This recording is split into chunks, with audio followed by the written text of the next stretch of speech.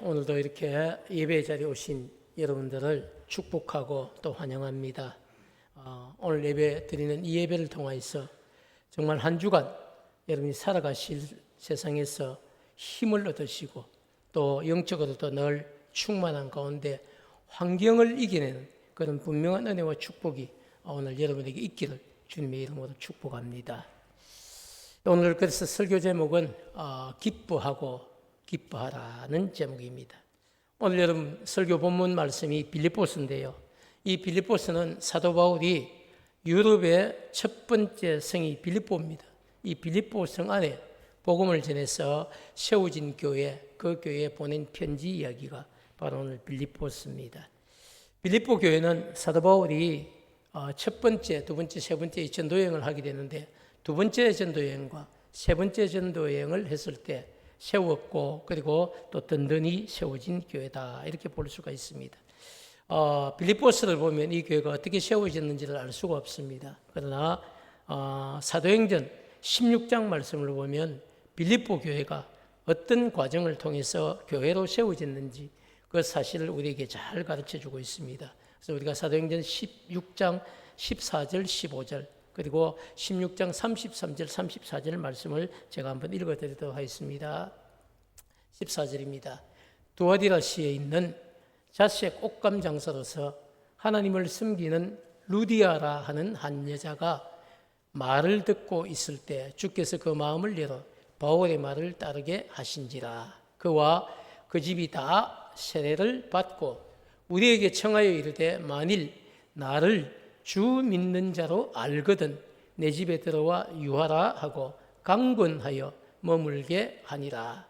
뿐만 아니라 33절과 34절도 읽습니다. 그 밤에 그 시각에 간수가 그들을 데려다가 그 맞은 자리를 씻어주고 자기와 그 온 가족이 다 세례를 받은 후 그들을 데리고 자기 집에 올라가서 음식을 차려주고 그와 온 집안이 하나님을 믿음으로 크게 기뻐하니라. 아멘. 자, 여러분, 빌립보서를 제가 읽고 난 뒤에 사도행전 16장을 읽는 이유는 빌립보서가 바로 사도행전 16장과 무관하지 않기 때문입니다. 사도행전 16장 14절과 15절을 보면서 우리가 알 수 있듯이 마게도냐, 이 유럽이죠. 이 마게도냐 지방의 첫 번째 성인 빌립보에서 교회가 세워질 때에 최초의 성도가 누구였느냐? 자색 옷감 장사 루디아와 그의 가족이었다는 사실을 분명하게 이야기를 해주고 있습니다. 그리고 또 뒤에 이은 16장 33절과 34절에 등장하고 있는 이 바울이 갇혀있던 이 감옥을 지키던 간수가 있었습니다. 바울과 그리고 모든 죄수들이 다 도망을 간 줄 알고 그 당시만 해도 로마의 감옥은 지키던 죄수들이 도망을 가면 그 책임을 누가 지느냐? 간수들이 집니다. 그래서 간수들이 죄수들이 도망간 줄 알고 어차피 죽을 거니까 자결을 하려고 이렇게 생각을 한 겁니다. 근데 그 사정을 알고 사도 바울이 죽지 않도록 말리고 그리고 그에게 복음을 전하죠. 그렇게 해서 여러분 빌립보 감옥의 그 간수와 그의 가족들이 다 세례를 받고 그리고 성도들이 되었습니다. 자, 여러분 이렇게 시작된 교회가 어떤 교회입니까? 빌립보 교회입니다. 그래서 빌립보 교회는 많지 않은 10가정, 20가정이 시작한 교회가 아닙니다. 딱 2가정. 이렇게 자색 옷감 장사 루디아의 가족들과 빌립보 감옥의 간수였던 이 간수의 가족들이 다 세례를 받고 함께 성도가 되었습니다. 이렇게 2가정이 여러분, 2가정의 식구들로 시작된 교회였지만 빌립보 교회는 정말 건강한 교회로 잘 자라주었기 때문에 사도 바울이 빌립보 교회를 생각할 때마다 감사한 거죠. 정말 감사한 거예요. 저도 사실은 이 부문교회를 개척한 지가 벌써 20년 됐지만 부문교회를 여러분 개척하기 전에 제가 통영에서 충무 제2교회를 개척을 했었는데요. 그곳에서 개척을 하고 한 3년 반 가까이 있다가 떠나왔습니다. 울산으로 왔는데 만약에 제가 떠나온 교회가 제가 떠나고 그 교회가 문을 닫았다든지 교회가 만약 쪼그라졌다 이런 얘기를 듣는다면 제가 평생에 여러분 마음에 늘 짐이었겠죠. 근데 너무 감사하게도 제가 떠나고 난 뒤에 그 교회가 훨씬 더 풍성하게 잘 자랐고 지금은 그 지역 안에서 한 역할을 감당하는 교회가 되어 있습니다. 그래서 물론 제가 한 것은 아니지만 하나님께서 그래도 저를 통해 그 불모지의 땅에 교회를 세우시고 그리고 교회가 시작되게 하셨는데 그 교회가 잘 되고 있다는 소식을 들을 때마다 제 마음에 큰 기쁨이 있거든요. 아마 사도 바울의 마음이 그런 기쁨이 아니었을까.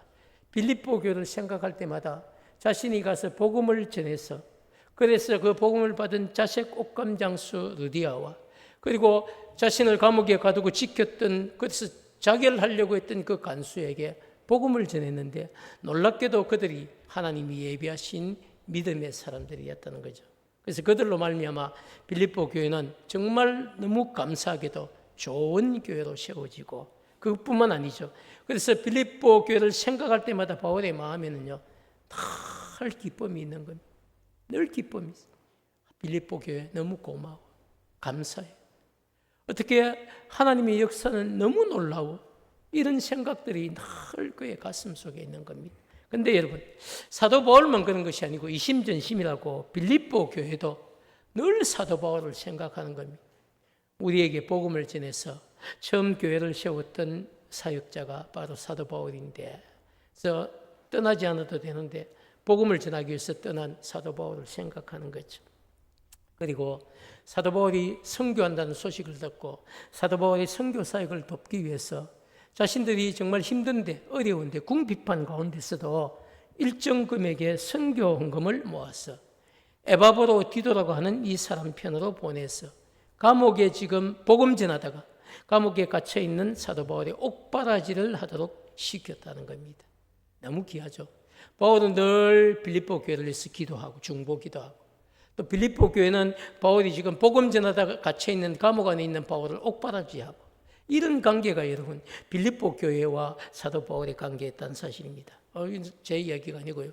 빌립보서 2장 우리가 25절을 보면 이런 사실을 잘 알 수 있습니다. 제가 한번 읽어드리겠습니다. 그러나 에바브로 디도를 너희에게 보내는 것이 필요한 줄로 생각하노니 그는 나의 형제요 함께 수고한 자요 함께 군사된 자요 너희 사자로 내가 쓸 것을 돕는 자라. 여기 사자는 여러분 사신을 이야기하죠. 교회가 지정해서 보내서 바울을 돕도록 한 사람이다 이런 뜻입니다.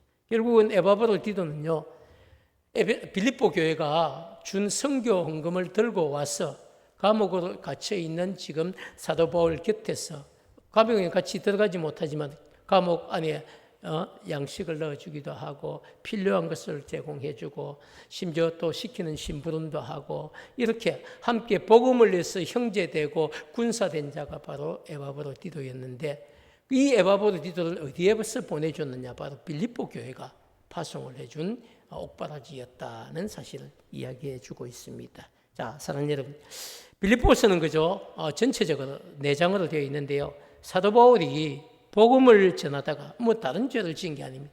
복음 전하다가 로마의 참 어떻게 보면 가르침하고 다르죠. 그래서 로마의 감옥에 갇힌 제수의 몸이 되었는데 그래도 이 감옥 여러분 밖에서 자신의 형편과 처지를 걱정하고 염려하는 빌립보 교회 성도들을 생각하면서 감옥 안에서 감옥 밖에 있는 빌립보 교회 성도들에게 나로 인하여서 염려하지 마라, 걱정하지 마라 이런 사실을 빌립보 교회 교인들에게 전달한 것이 바로 빌립보서다. 이렇게 우리가 알면 정확합니다. 그래서 여러분 사도 바울은 빌립보 교회 보낸 이 편지의 결론 부분에 너무 걱정을 하니까 빌립보 교회가 사도 바울을 너무 걱정하니까 더 이상 걱정하지 말라고 오늘 4장 우리가 읽은 본문을 통해서 빌립보 교회 성도들을 향해서 정말 권면을 하고 있는데요. 그 권면을 보면 감옥 안에 이름 갇힌 이 사도가 감옥 바깥에 있는 교인들을 향해서 권면한 것입니다. 그게 결국 무슨 이야기입니까? 넉넉한 형편 가운데 편안한 가운데서 지금 이런 이야기를 한 것이 아니고 감옥 안에서 언제 죽을지 모르지만 그 죽음을 앞둔 사도 바울이 감옥 바깥에서 자기를 걱정하는 교인들에게 쓴 편지가 바로 빌립보서다. 그 결론이 여러분 오늘 우리 읽은 4절부터 나오는데요. 4절 말씀을 보면 이렇게 이야기하고 있습니다. 주 안에서 항상 기뻐하라. 내가 다시 말하노니 기뻐하라. 여러분, 반복되는 동사가 두 개 있죠. 그게 뭡니까? 기뻐하라, 기뻐하라. 그래서 오늘 설교 제목도 기뻐하라, 기뻐하라 이렇게 정하려고 하다가 반복이니까 기뻐하고 또 기뻐하라. 이런 이제 의미가 들어 있습니다.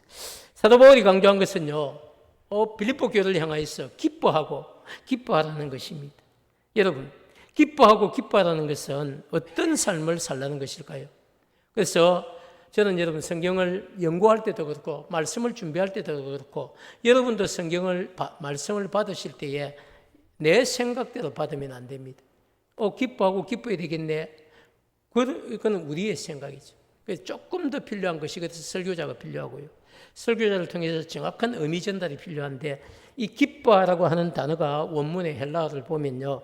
카이레테라고 하는 단어입니다. 카이레테. 이 단어는 현재 능동태, 명령형으로 되어 있습니다. 수동태 같으면 누가 시켜야 되는 거죠. 근데 능동태 내가 스스로 하는 겁니다. 현재 내가 뭘 해야 되는 겁니까? 기뻐하고 기뻐해야 되는 겁니다. 이건 그런데 여러분 부탁이 아닙니다. 뭡니까? 명령입니다. 반드시 내 이야기를 듣고 뭐 해야 된다? 기뻐하고 기뻐해야 된다라고 하는 명령입니다. 따라서 여러분 기뻐하고 기뻐하라는 것은요. 어떤 상황, 내가 지금 처해 있는 상황이 기뻐할 만한 상황이라서 기뻐하라는 것이 아닙니다. 혹 걱정 근심 없는 분들도 계시겠죠. 당연히 기뻐해야 됩니다. 그러나 힘들고 어려운 상황 가운데 있다 할지라도, 아니 심지어는 죽고 싶은 어떤 상황이 되었다 할지라도 뭐 해라는 겁니까? 기뻐하고 기뻐해야 된다. 왜? 이건 명령이기 때문이죠. 그냥 내가 생각해보고 기뻐할 만하다고 기뻐하는 상태가 아닙니다. 그래 어제 좋은 일이 있었으니까 당연히 기뻐해야죠. 룰루랄라 이런 것이 아니라는 이야기.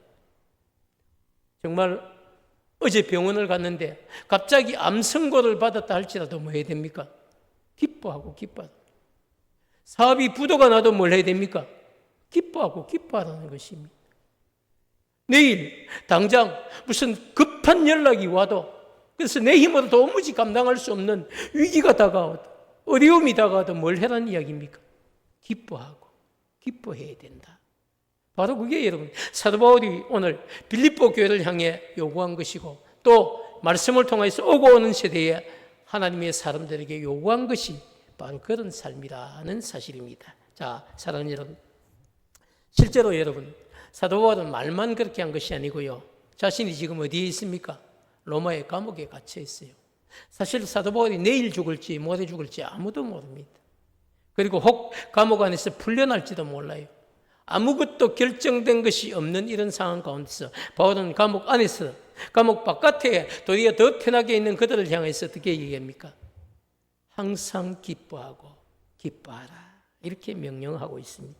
실제로 여러분 사도 바울은 정말 기뻐하는, 감옥 안에서도 기뻐하는 삶의 모습을 고백하고 있는데요.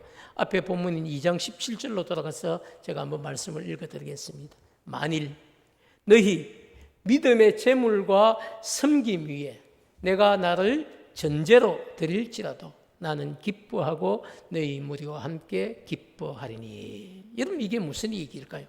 이 전제라는 것이 정말 중요한데요. 우리가 레위기를 보면 제사의 방법들이 많이 있습니다. 그 중에 여러분이 잘 아는 것은 번제죠. 짐승을 통째로 불로 태우는 겁니다. 번제를 잘 아시죠. 그 외에 그죠, 화목제, 다 속건제, 속죄제, 다 여러분 짐승하고 다 관계가 있는데요. 짐승과 관계가 없는 곡식 제사는 소제밖에 없습니다. 근데 이런 5대 제사를 제외하고 전제라는 게 있습니다. 이 전제라는 것은요, 번제물, 소나 양이나 염소 같은 이런 속죄물 짐승에게 포도주를 그 머리에 붓는 의식이, 포도주를 부어서 이 짐승이 뭐 한다는 겁니까? 곧 죽게 된다는 것이죠. 그래서 피 흘리는 죽음을 의미하는 게 여러분 전제입니다. 그래서 쉬운 말로는 포도주를 가져다가 짐승의 머리 위에 붓는 게 뭡니까? 그게 전제예요. 그런데 여러분, 전제는 뭐 때문에 한다? 그 짐승이 곧 죽을 것이기 때문에, 그래서 죽음을 앞두고 드리는 포도주를 붓는 의식이 바로 전제다, 이런 이야기죠. 사도 바울이 이런 얘기를 합니다. 내가 나를 전제로 드릴지라도 나는 기뻐하겠다. 이렇게 고백을 합니다. 사도 바울은 이런 이야기죠. 내가 지금 로마에 이 감옥 안에 갇혀서 석방이 되지 않고 혹시 이 감옥 안에서 내가 순교를 당한다 할지라도 내가 기뻐하겠다. 이런 사실을 고백한 겁니다. 그래서 지금 사도 바울의 가르침은 우리에게 그저 말만 한 것이 아니고 자신의 삶을 어떻습니까? 정확하게 빌립보 교회 성도들에게 고백을 하고 있는. 그리고 자신처럼 감옥 바깥에 있는 너희들도 힘들고 어려운 상황이 닥치더라도 뭐 하라는 겁니까? 기뻐해야 된다 라고 이야기를 하고 있습니다. 자, 사랑하는 여러분, 더 나아가서 사도 바울은 그저 5절과 6절 말씀을 통해서 항상 기뻐할 수 있는 그런 여러분 두 가지의 분명한 삶을 우리에게 요구하면서 가르칩니다. 사도 바울이 여러분 강조한 첫 번째가 뭐냐면요, 관용을 보여라, 이런 이야기입니다. 자, 여러분 5절 말씀은 이렇게 얘기합니다. 너희 관용을 모든 사람에게 알게 하라. 주께서 가까우시니라. 여러분은 이 관용이라고 하는 단어를 어떻게 생각하십니까? 관용, 좀 더 넓은 마음, 내가 좀 더 이해심이 많은 넓은 마음으로 살아야 되겠다, 이런 이야기일까요? 아닙니다, 여러분. 헬라어의 여러분 관용이라는 이 단어는요, 에피에이케스라고 하는 이 단어인데 한 세 가지 뜻이 있습니다. 첫 번째는요, 누가 나를 사람이나 국가나 누가 나를 박해한다 할지라도 그 박해에 대해서 어떤 마음을 가지라는 것입니까?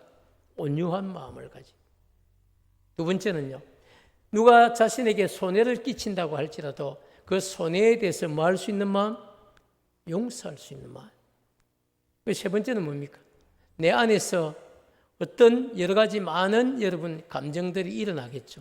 근데 그 감정의 전적인 절제를 가리키는 게 바로 관용입니다.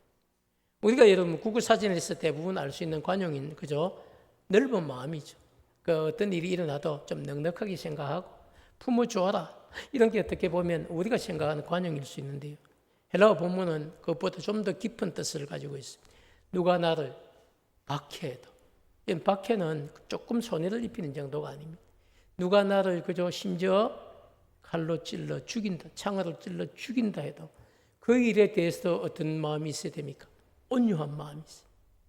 그리고 자신에게 손해를 끼친 사람을 생각하면 그게 용서가 안 되죠, 사실은. 반드시 원수 갚을 생각을 해야 되는데, 근데 여러분 그것에 대해서만큼도 뭐 해야 됩니까? 용서할 수 있는 마음이 있어요. 그리고 어떻습니까?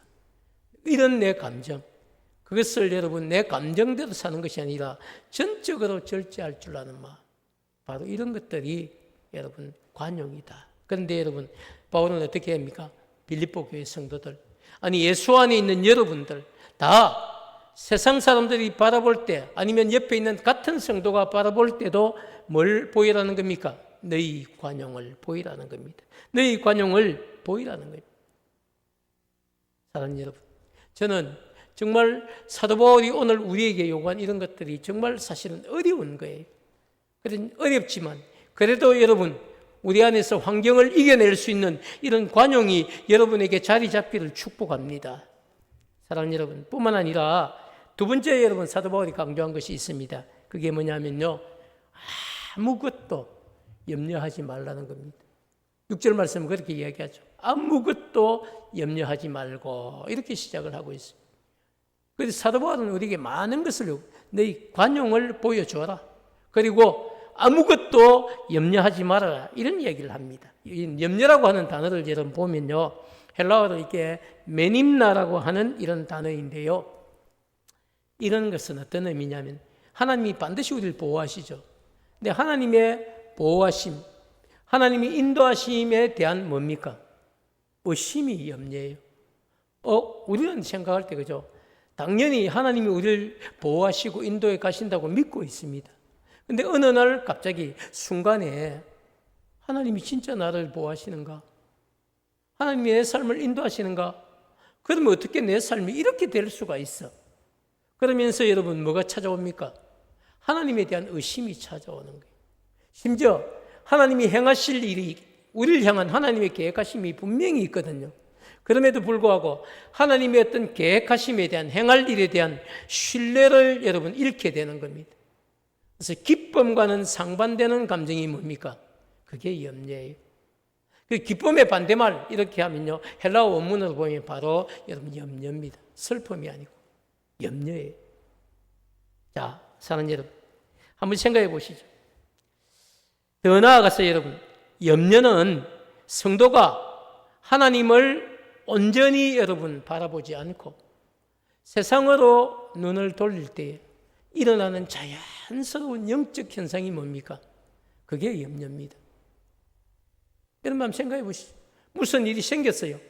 그러면 그 일을 가지고 여러분, 하나님 오늘도 이 문제를 좀 해결해 주십시오 하면 우리 안에 염려가 생길까요? 안 생길까요? 안 생기죠.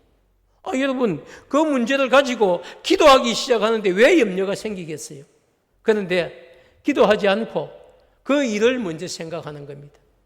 그 일을 먼저 생각하다 보면 나도 모르는 사이에 내 안에 뭐가 시작됩니까? 그 일을 어떻게 하지? 어떻게 해결하지? 나는 능력도 없는데 누구에게 이런 부탁을 해보지? 이런 걱정, 여러분, 고민과 함께 염려가 시작됩니다. 그리고 여러분, 밥을 먹어도 밥맛이 나지 않죠. 잠을 자려고 해도 깊은 잠을 잘 수가 없습니다. 그래서 염려가 여러분, 나중에 염려가 여러분의 몸을 지배하게 되고 여러분의 생각을 지배하게 되고 염려가 여러분의 삶을 집어삼키는 겁니다. 그래서 여러분, 염려는 여러분 절대로 하나님이 우리에게 주신 선물이 아닙니다. 사랑하는 여러분, 생각해 보면 우리가 성도라고 하는 이름을 가지고 살아가고 있지만 그래도 우리 삶에 생각지도 않은 이런 어려움이나 위기가 갑자기 찾아오면요, 당장 그런 환경 앞에서 염려하지 않고 이겨내고 살아갈 수 있는 성도가 얼마나 될까요? 사실 그럴 때 우리가 성도라고 해도 그런 환경을 이겨내기가 힘듭니다. 그래서 사도 바울은 그런 환경 앞에서 우리가 염려하지 않고 살아갈 수 있는 한 가지 분명한 대안을 우리에게 제시하고 있습니다. 만약에 성경이 여러분 우리에게 자꾸 그 문제만 지적을 하고 대안이 없다면 우리의 성경을 읽으면서 무슨 소망이 있겠습니까? 근데 여러분, 성경은 우리에게 문제도 지적하지만 그 문제에 대한 대안을 분명하게 가르쳐주고 있습니다. 사도 바울이 6절 말씀을 통해서 염려를 이겨낼 수 있는 대안을 우리에게 제시합니다. 한번 우리 같이 읽을까요? 시작. 아무것도 염려하지 말고 다만 모든 일에 기도와 간구로 너희 구할 것을 감사함으로 하나님께 아뢰라. 아멘이죠. 사랑하는 여러분, 그렇습니다.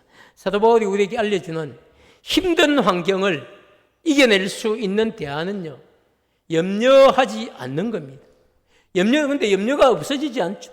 염려하지 말고 도리어 그래서 뭘 하라는 겁니까? 기도와 간구로 너희들이 구해야 할 것은 감사함으로 하나님 이 문제를 해결해 달라고 기도하는 것밖에 다른 방법이 없다는 것입니다. 여기서 우리가 여러분 꼭 한 가지 확인하고 넘어가야 될 일이 있습니다. 그게 뭐냐면요, 기도와 간구의 차이점입니다. 우리는 대부분 여러분 기도하고 간구를 같은 것으로 중복된 표현으로 생각을 많이 하는데요, 원문을 보면 그렇지 않습니다. 기도와 간구의 차이점은 뭘까요? 기도는 프로슈케라고 하는 단어인데요, 그 의미는 하나님과 기도할 때 하나님과의 대화를 통해서 뭘 구하는 겁니까? 내가 살아가는데 필요한가? 일반적인 어떤 필요를 요구하는 겁니다. 하나님 이것 주세요, 저것 주세요, 하나님 이렇게 해주세요, 저렇게 해주세요. 우리 일반적인 필요를 간구하는 게 기도다, 이렇게 볼 수가 있습니다. 그러면 간구는 뭘까요? 간구는 여러분 원문이 다릅니다. 간구는 데시스라고 하는 단어인데요, 그 의미는 하나님과 대화할 때에 특별한 일에 대한 필요를 구하는 겁니다. 일상적인 것을 구하는 것이 아니고요, 하나님 정말 이런 어려움이 다가왔어요. 이런 어려움 앞에서 제 힘으로 아무 소용이 없습니다. 하나님 도리어 저는 점점 무거운 짐만 느껴집니다. 하나님이 해결해 주십시오. 하나님께 맡기고 싶습니다. 하나님이 해결해 주십시오. 여러분, 이런 정말 내 마음을 쏟고 간절히 구하는 게 여러분 그게 뭡니까? 그게 간구라는 이야기죠. 사랑하는 여러분, 여러분은 여러분의 어떤 삶의 필요를 위해서 기도하거나 간구를 해본 적이 여러분 있으십니까? 성도가 여러분 자신에게 다가온 어떤 어려운 어떤 일이나 힘든 상황을 세상적인 어떤 방법으로 해결하려고 하면요, 안타깝게도 그 결과가 자꾸만 염려라고 하는 더 무거운 짐으로 나타난다는 겁니다. 여러분, 염려라는 것은요, 마치 내 가슴에 돌을 하나 얹혀놓은 것 같습니다. 한 번 할 때는요, 그래도 돌을 하나 얹혀놔도 감당할 만해요. 근데 두 번 하게 되면 돌이 2개가 되고요, 3번을 하게 되면 돌이 3개가 됩니다. 나중에는 5개, 10개가 되면요, 무거운 바위돌이 나를 꽉 짓누르게 됩니다. 그래서 진짜 염려하는 사람들은요, 잠 못 잡니다. 밥을 어떻게 먹어요? 진짜 염려를 하는 사람은요, 살아있어도 산 것이 아닙니다. 그래서 우리가 생각할 때는 염려가 큰 병이 아닌 것 같아도요, 모든 세상의 삶맛을 잇는 첫 번째 출발이 여러분 어디입니까? 그게 염려가 내 안에 가득할 때. 여러분, 염려해 보셨죠? 저도 염려해 봤어요. 염려한다고 그런데 우리의 문제가 해결되던가요? 해결되지 않습니다. 아마 염려한다고 우리의 문제가 해결될 것 같으면요, 저는 이틀 3일 막 밥도 안 먹고 염려할 자신이 있습니다. 그걸 못 하겠습니까? 염려만 하면 되는데. 그런데 저도 염려 많이 해봤지만 염려가 우리의 문제를 해결해 준 적이 한 번도 없습니다. 어떻게 해결됐습니까? 여러분도 알고 저도 알지 않습니까? 우리가 염려하다가, 처음엔 염려하다가 이게 아니구나 싶어서 방향을 전환하고 뭐 하기 시작합니까? 엎드리기 시작하지 않습니까? 하나님, 제가 괜히 염려를 했습니다. 너무 죄송합니다. 미안합니다. 하나님께 맡깁니다. 철저히 맡깁니다. 주님 손에 맡길 테니까 주님이 해결해 주십시오. 여러분, 그런 기도가 바로 저와 여러분의 기도 아닙니까? 그렇게 여러분 지금까지 살아오면서 딱 한 번만 여러분 응답이 있었습니까? 저는 그렇지 않습니다. 여러분도 그렇지 않을 거라고 믿습니다. 수없이 많은 어려움 앞에서 여러분 우리가 기도했고 간구했고, 그리고 하나님이 기적 같은, 정말로 생각해 보면 어때, 아니 그 일이 어떻게 되었지 싶은 이런 일들을 지금까지 여러분 수없이 체험하면서 여기까지 우리가 살아오지 않았습니까? 사랑하는 여러분, 정말로 여러분 우리의 어려운 상황들, 힘든 일들, 그 일을 해결받기 원하신다면요, 염려는 이제 내려놓으시고 하나님께 우리의 삶을 여러분 맡겨야 됩니다. 그게 뭡니까? 기도와 간구입니다. 정말 여러분들이 염려를 버리고 여러분 감사함으로 기도하면, 그렇게 간구하면 하나님은 우리의 형편을 알고 우리에게 또 어떤 은혜를 주실까요? 그게 7절 말씀입니다. 우리 7절 말씀을 제가 한번 읽어드리겠습니다. 6절처럼 하면 그리하면입니다. 기도하고 간구하면 모든 지각에 뛰어난 하나님의 평강이 그리스도 예수 안에서 이 마음과 생각을 지키시리라. 아멘이죠. 사랑하는 여러분, 하나님은 7절 말씀을 통해서 모든 지각에 뛰어난 하나님의 평강이 그리스도 예수 안에서 우리의 마음과 우리의 생각을 지키시고, 심지어 우리 안에 자리 잡고 있는 염려가 사라지고 도리어 어떤 상황에서도 흔들리지 않는 하나님의 평강이 우리의 마음을 가득 채울 것이라고 분명하고 확실하게 약속을 하고 있습니다. 사랑하는 여러분, 중요한 게 뭘까요? 여러분도 경험하고 저도 경험했지 않습니까? 사실은 여러분, 염려라는 것은 그냥 있으면 여러분 염려가 떠나가지 않습니다. 우리의 마음은요, 뭔가 하나 채우고 있을 때에 여러분 그것으로 인해 지배를 받게 됩니다. 근데 놀라운 사실은요, 우리가 정말 하나님 앞에 기도하고 간구하면 하나님이 우리에게 선물을 하나 주신다는 거예요. 그 선물이 뭡니까? 하나님이 주시는 평강입니다.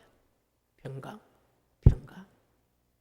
여러분, 우리 안에 하나님 주신 평강이 쑥 들어오는 순간에 뭐가 도망을 갑니까? 염려가 도망을 가는 거예요. 그래서 그때부터 하나님 주신 평강이 우리를 지배하게 됩니다. 어제까지 염려했던 일들이 하나님 주신 평강이 우리 안에 들어오면요, 염려하지 않습니다.